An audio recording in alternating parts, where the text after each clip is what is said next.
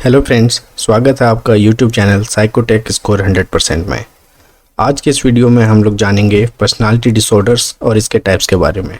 अगर आप personality disorders और इसके टाइप्स को डिटेल में जानना चाहते हैं तो इस वीडियो को अंत तक ज़रूर देखें। तो चलिए सबसे पहले जानते हैं पर्सनालिटी डिसऑर्डर होता क्या है। मैलएडेप्टिव थॉट्स, फीलिंग्स एंड बिहेवियर्स का लंबे समय तक बने रहना जो कि रिश्तों और जीवन के अन्य क्षेत्रों में गंभीर नुकसान पहुँचा सकता है, उसे हम पर्सनालिटी डिसऑर्डर्स कहते हैं। चलिए अब हम बात करते हैं पर्सनालिटी डिसऑर्डर्स के टाइप्स के बारे में।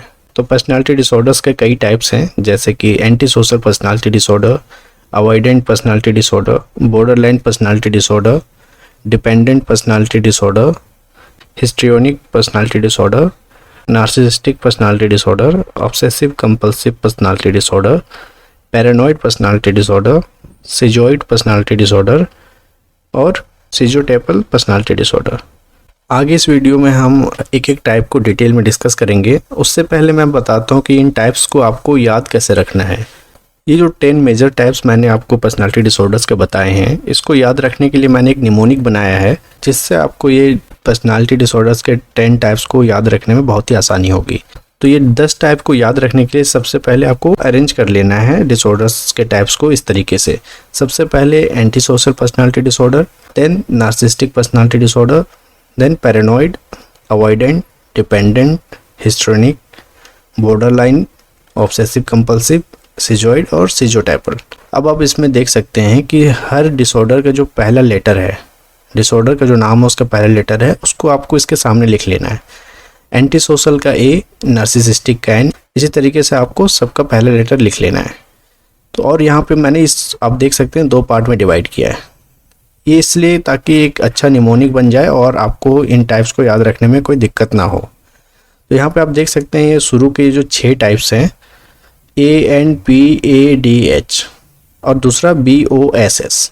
तो इसको याद रखने के लिए सिंपली आप क्या बना सकते हैं, इसको ANPADH मतलब अनपढ़, BOSS बॉस, तो इससे क्या बन गया, अनपढ़ बॉस। तो इससे आपको याद रखने में आसानी होगी। जो ये 10 टाइप्स ऑफ पर्सनालिटी डिसऑर्डर्स हैं, ए मीन्स आप एंटी सोशल भी रख सकते हैं और ए मीन्स अवॉइडेंट भी। तो A, then N narcissistic, P paranoid, इसी तरीके से सारे टाइप्स के पहले लेटर को लेके मैंने ये निमोनिक बनाया। तो आपको बस याद रखना है अनपढ़ बॉस, यानी कि 10 टाइप्स ऑफ पर्सनालिटी डिसऑर्डर्स। चलिए अब हम पर्सनालिटी डिसऑर्डर के एक एक टाइप को डिटेल में डिस्कस करते हैं। सबसे पहले जानते हैं एंटी सोशल पर्सनालिटी डिसऑर्डर के बारे में। एंटी सोशल पर्सनालिटी डिसऑर्डर को हम 3 पॉइंट्स पे कैरेक्टराइज करते हैं। पहला point, long standing disregard for rules, यानी कि लंबे समय तक जो रूल्स नियम हैं उसकी अवहेलना करना, सोशल नॉर्म्स की अवहेलना करना। एंड थर्ड, राइट्स यानी कि अधिकारों की अवहेलना करना। अगर ऐसा होता है तो इसे हम एंटी सोशल पर्सनालिटी डिसऑर्डर कह सकते हैं। जिनको एंटी सोशल पर्सनालिटी डिसऑर्डर होता है, ऐसे लोगों को एंटी सोशल पर्सनालिटी डिसऑर्डर से रिलेटेड सिम्टम बचपन में ही दिख जाते हैं। और ऐसे लोगों में ये भी देखा जाता है कि इनको दूसरों के लिए सहानुभूति महसूस करने में दिक्कत होती है, कठिनाई होती है। और इन्होंने अगर किसी टाइप का गलत व्यवहार किया है किसी के साथ तो उसके लिए पश्चाताप भी नहीं करते, पश्चाताप करने में भी दिक्कत होती है। अगर ऐसा किसी भी व्यक्ति में लंबे समय तक और बार बार देखा जा रहा है तो कहीं ना कहीं ये इंडिकेट करता है एंटी सोशल पर्सनालिटी डिसऑर्डर को। नेक्स्ट हम बात करते हैं अवॉइडेंट पर्सनालिटी डिसऑर्डर के बारे में। अवॉइडेंट पर्सनालिटी डिसऑर्डर में severe social inhibition and sensitivity to rejection, ये 2 पॉइंट्स आते हैं। और ऐसी असुरक्षा की भावनाएं अगर किसी व्यक्ति के अंदर आती हैं तो उनके डेली लाइफ में या कामकाज में समस्याएं आ सकती हैं। ऐसे लोग जिनको ये इस टाइप का डिसऑर्डर होता है, ऐसे लोग सोशल सिचुएशन में अनकंफर्टेबल फील करते हैं। नेक्स्ट है borderline personality disorder. Borderline personality disorder को डायग्नोस करने के लिए कुछ सिम्टम्स हैं जो होने ज़रूरी हैं, जैसे कि emotional instability, unstable and intense interpersonal relationships, unstable self image और इम्पल्सिव बिहेवियर। अगर ये सारे सिम्टम्स किसी के अंदर हैं तो वो बॉर्डरलाइन पर्सनालिटी डिसऑर्डर को इंडिकेट करता है। नेक्स्ट टाइप है डिपेंडेंट पर्सनालिटी डिसऑर्डर। जैसे डिपेंडेंट वर्ड से पता लग रहा है कि कुछ ना कुछ डिपेंडेंसी होगी। अगर किसी भी व्यक्ति के अंदर ऐसा देखा जा रहा है कि उसको ज़रूरत से ज़्यादा की अत्यधिक देखभाल की आवश्यकता हो रही है और उनके अंदर एक लंबे समय से किसी से सेपरेट होने यानी कि अलग होने से रिलेटेड एक डर बना हुआ है, तो उसे हम डिपेंडेंट पर्सनालिटी का नाम देते हैं।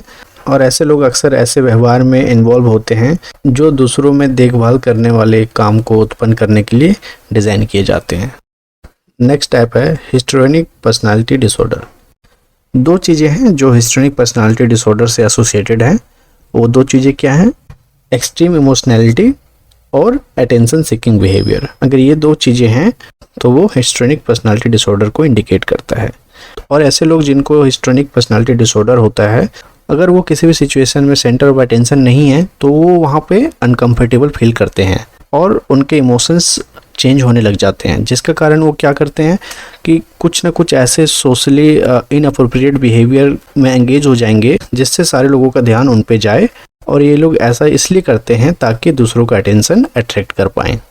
नेक्स्ट टाइप है नार्सिसिस्टिक पर्सनालिटी डिसऑर्डर। अगर किसी भी इंसान के अंदर exaggerated self image, self centredness और लो एम्पैथी ऑब्जर्व किया जा रहा है लंबे समय से, तो वो इंडिकेट करता है नार्सिसिस्टिक पर्सनालिटी डिसऑर्डर को। ऐसे लोग जिनको नार्सिसिस्टिक पर्सनालिटी डिसऑर्डर होता है वो लोग दूसरों से ज़्यादा खुद में इंटरेस्टेड होते हैं। नेक्स्ट टाइप है obsessive compulsive personality disorder.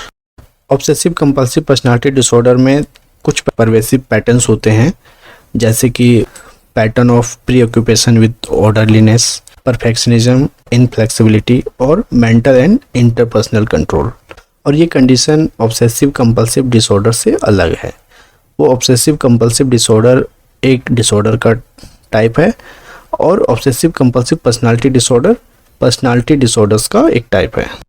Next type है paranoid personality disorder.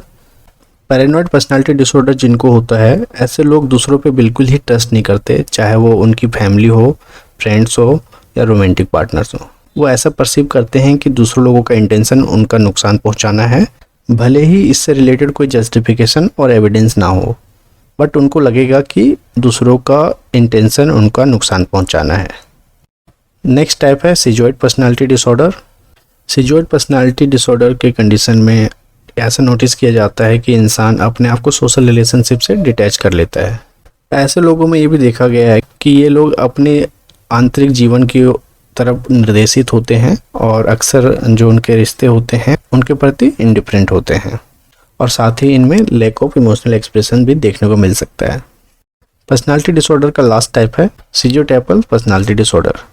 सिजोटाइपल personality disorder के केस में इंसान स्पीच, बिहेवियर, अपीयरेंस और थॉट से डेविएट हो जाता है।